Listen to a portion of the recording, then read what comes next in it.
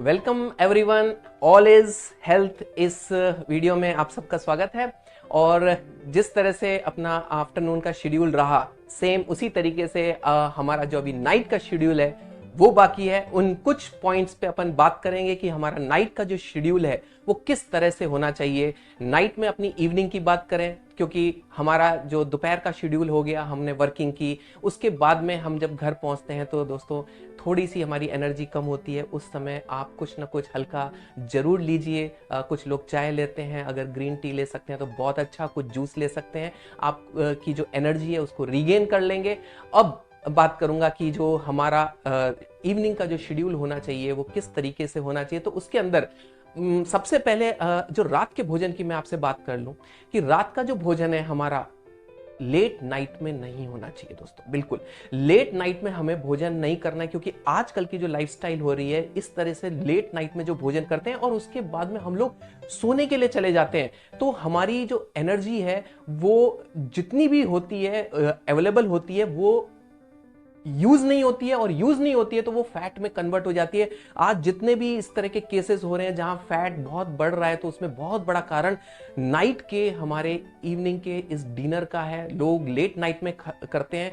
इसीलिए सबसे पहली चीज हमें जो ध्यान रखनी है, ये जो हमारा भोजन है ये करीब हमारा 6 से 7 बजे के आसपास हो जाना चाहिए। जब तक दिन की का उजाला है उस उजाले में ही हमारा रात का भोजन हो जाना चाहिए दोस्तों।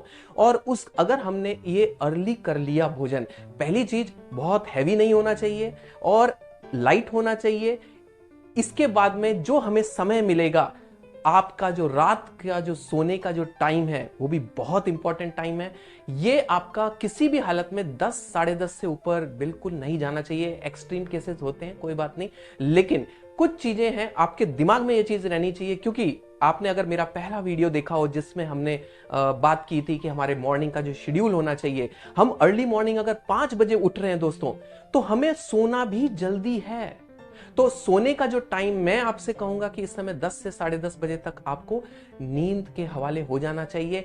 अब सोने से पहले हमें कुछ पॉइंट्स का बहुत ध्यान रखना चाहिए। पहली चीज मैं ये कहूंगा कि अपना जो मोबाइल है, कम से कम सोने से आधे से 1 घंटा पहले आपको इस मोबाइल को दूर कर देना है, अपने से दूर कर देना है। बिल्कुल रिलैक्स हो जाना है। किसी भी तरह की कोई इमरजेंसी नहीं होती है दोस्तों। कोई भी इमरजेंसी हो मालूम पड़ जाता है, कोई फर्क नहीं पड़ता अगर आधे घंटे पहले हम मोबाइल को अपने से दूर कर लें। दूसरी चीज, मोबाइल दूर हो जाएगा। अब आपको सोने से पहले अगर आप अपने पाँव को धो लें तो आपको बहुत अच्छी नींद आएगी। आप थोड़ी देर अपने सोने से पहले अपनी जो भी चारपाई है, आपका जो बिस्तर है, उसके ऊपर बैठ के हल्का सा आंखें बंद करके ईश्वर को पूरे दिन का धन्यवाद देते हुए, अपने आप को रिलैक्स करते हुए आप नींद लेंगे। आपको बहुत अच्छी नींद आएगी। तो रात में हमें जो मैंने कुछ पॉइंट्स पे बात की कि खाने की एक बात की कि हमें लाइट भोजन और अर्ली ले लेना है, जल्दी ले लेना है। मोबाइल से अपने को थोड़ी दूरी बनानी है और रात का जो जितनी जल्दी हम सो जाएंगे ताकि हम जल्दी सुबह 5 बजे फिर अगले दिन के लिए तैयार हो जाएं।